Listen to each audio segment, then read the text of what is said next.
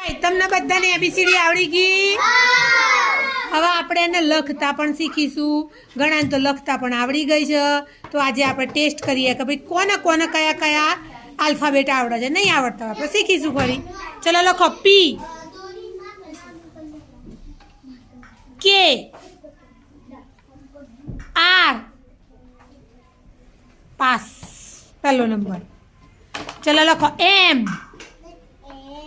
એમ એમ કર્યો હતો એમ, એમ એમ એમ મંકીનો એમ. ઓ very good, pass પહેલો નંબર. ચલો લખો કે, પી,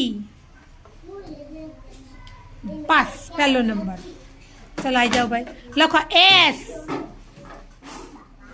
ડબલ્યુ, ડબલ્યુ યાદ કરો, યાદ કરો.